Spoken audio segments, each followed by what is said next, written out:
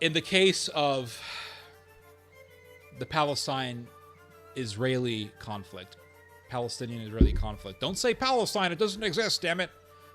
Fine. The Palestinian. Don't say Palestinians don't exist. They're only Arabs. All right, calm down. The Palestinians believe, for the most part, not all of them, but generally speaking, they believe that the West Bank, Gaza, Israel, all belongs to them. And if you watch you can watch these videos on YouTube of random Palestinians being asked, if you guys win, which is not going to happen, but if you guys win, what do you do with the Jews in Israel? Almost all of these Palestinians, not all of them, to be fair, but a lot of them will say they have to go back.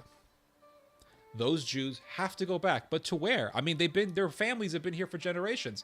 They have to go back to Europe, America, wherever they came from, but they need to leave. So if the Palestinians had the military technology that the Israelis have, you can imagine what they would do. With the Israelis, a lot of them, not all of them, but a lot of them want to push the Arabs out. And that's why they're building settlements. They build the settlements and more settlements and more settlements and more settlements and more settlements and more settlements. And the Palestinians feel like, hey, you guys are pushing us out. And they are. You're being pushed out. And the fanatic Jews, who are growing in number tremendously, they want to push all the Arabs out. And so they say, okay, the West Bank. See, for those of you who don't know this, the West Bank is considered to be the heartland of Judaism. Yeah. This is why they're so focused on the West Bank. Because the West Bank is the heartland of Judaism. They want the West Bank. They believe it belongs to them. So when you have one side that's militarily, technologically very advanced, and they're saying the West Bank belongs to us, that's Judea and Samaria, whatever. And you have another side that has zero military technology, the Palestinians, but they have this desire of pushing all the Jews out. And it doesn't matter if tens of thousands of Palestinians have been killed. They still want to continue the war. You'd think you're insane. No, they are insane. Of course they are. It's the Middle East. It's the insane asylum of the world. But in their minds, they're going to keep on going. They want to fight. Now, I'm sure they want to take a break right now. But all that intifada stuff, all that shaheed, we're mujahideen, we're making a scene type of stuff, that shit's still there. That shit's still going to be there.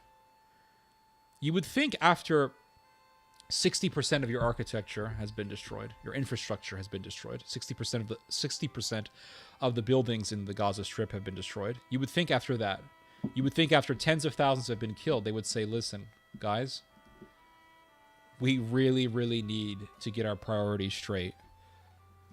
Life is too short to go through hell on Earth. Now, there's already a hell, and it's eternal. We don't need to make Earth hell for the short time that we're going to be here. And it is a short time. You would think that people would think that way. And I'm sure a lot of them are thinking that way right now. I'm sure they are. But the problem is, even after this war is over, you're still going to have enough people in Gaza thinking the same exact way that got them into the inferno that they're in right now. The inferno that they're in right now. When Hamas decided we're going to go into Israel and we're going to kill a bunch of people and we're going to slaughter people and all this crap, they knew very well the response that Israel was going to lay out against them. They knew it. They absolutely knew it. They knew it was going to happen. They didn't give a shit. They didn't care. Now, if the Gazans simply said, okay, listen, nothing's happened right now. They're not bombing us. Gaza's doing okay. We're eating well. We're fine. Not only this, but a lot of Gazans are now going into Israel working jobs. This is what was happening before October the 7th. Let's be real here. I know we can lay out our criticisms of the Zionists and all this stuff, criticisms of Israel and all this stuff, but let's be real here. A lot of Gazans were working in Israel.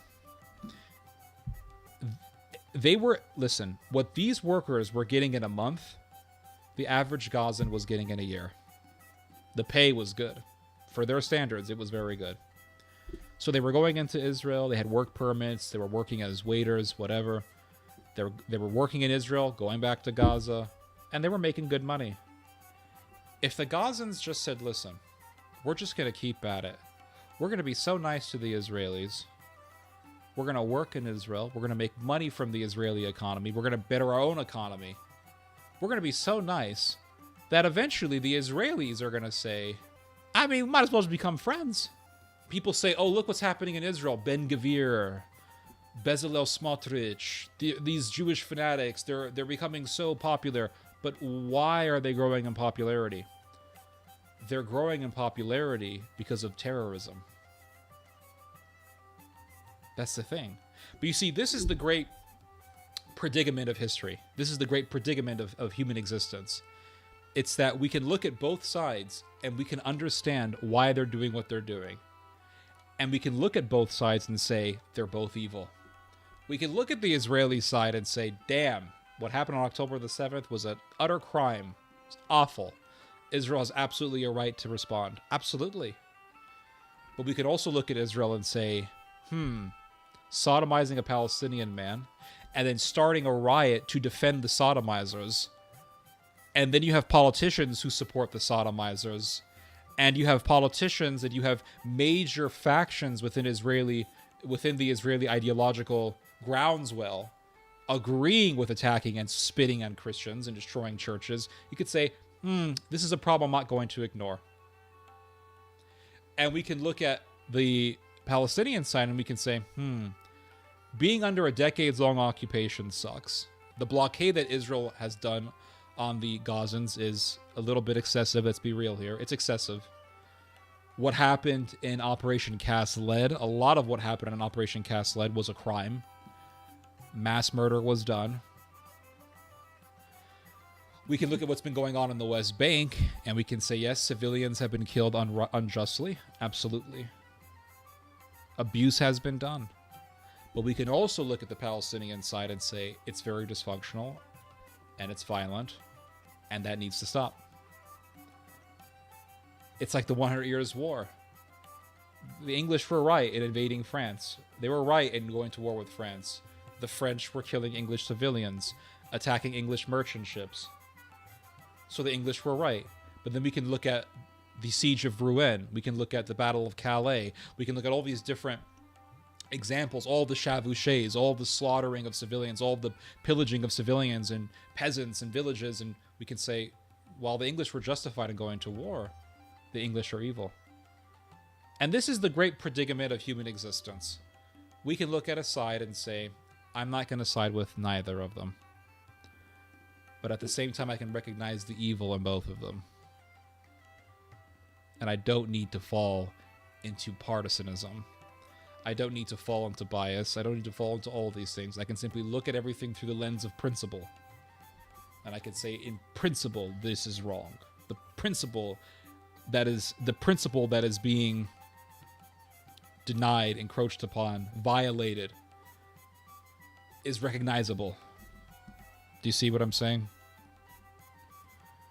That's why I say, in the whole Palestinian-Israeli conflict, there is no solution. And I will go further than that. I will say that it is actually a complete waste of time to even debate the Palestinian problem. It's a complete waste of time to debate the Israeli-Palestinian problem because there is no solution. This is a war, and I hate to say it, but this is the truth. This is a war of extermination. That's what it is. It's a war of extermination. You have the hardcore Israelis who want to push all the Palestinians out. They don't give a damn. And they want to make the West Bank and Gaza a part of Israel because they say we won that territory in the 6 Days War. Okay, fine.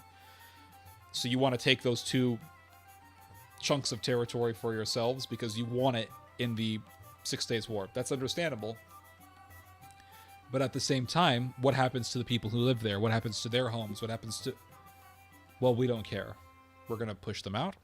Or we're going to simply say that they cannot be citizens of Israel. They must be residences.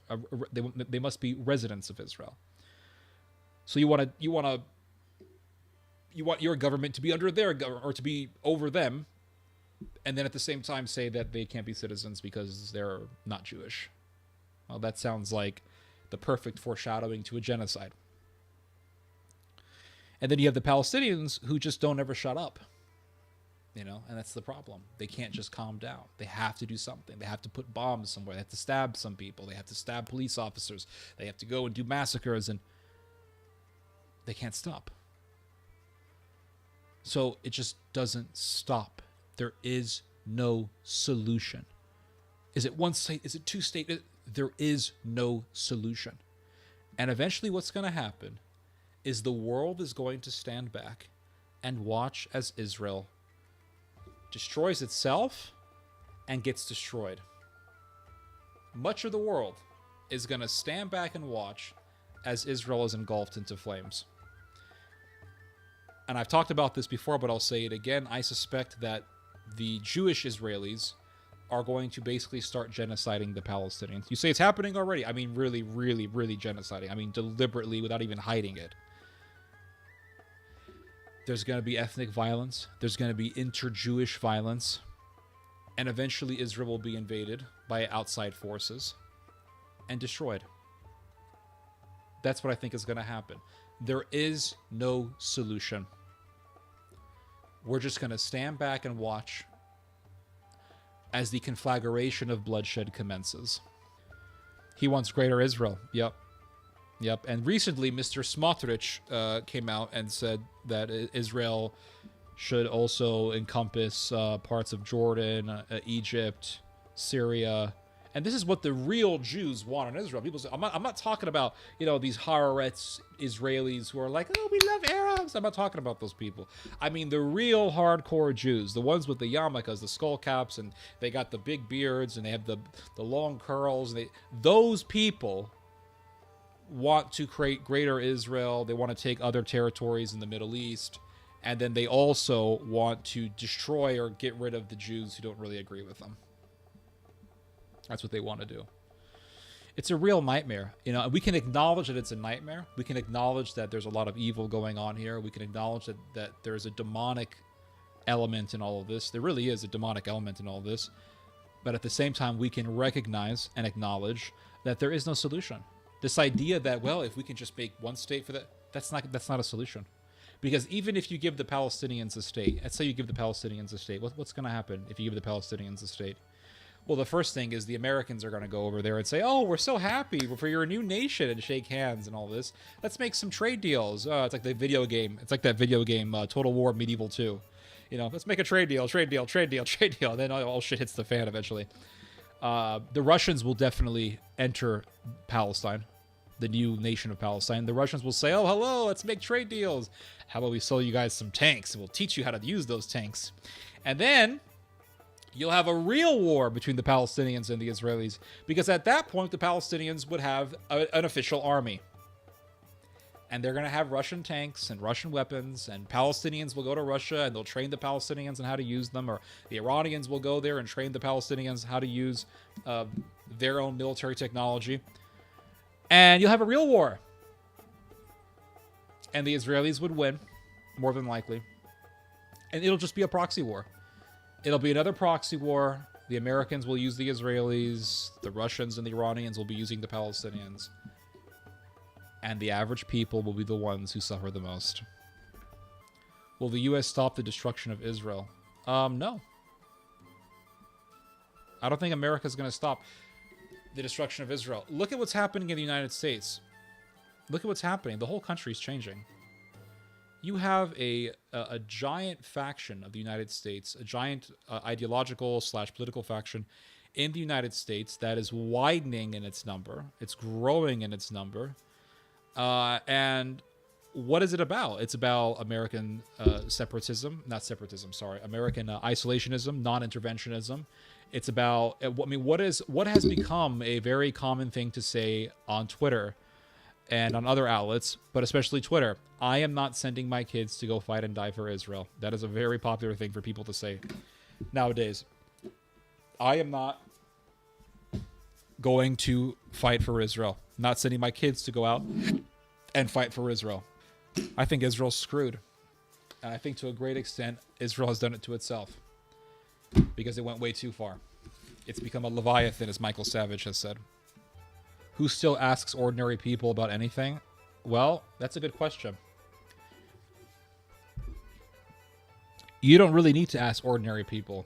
Ordinary people tell you exactly what they think, but not just by their words, but by their actions also.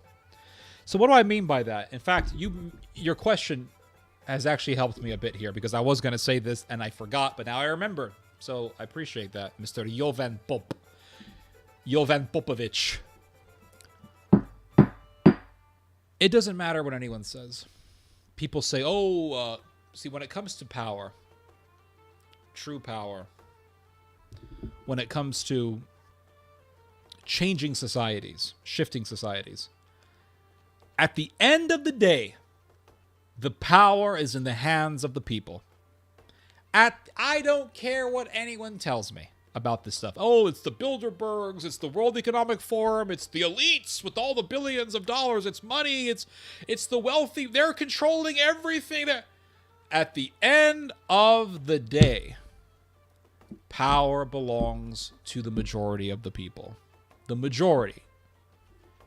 If you have enough people to support something, things happen. It manifests itself in some way or another.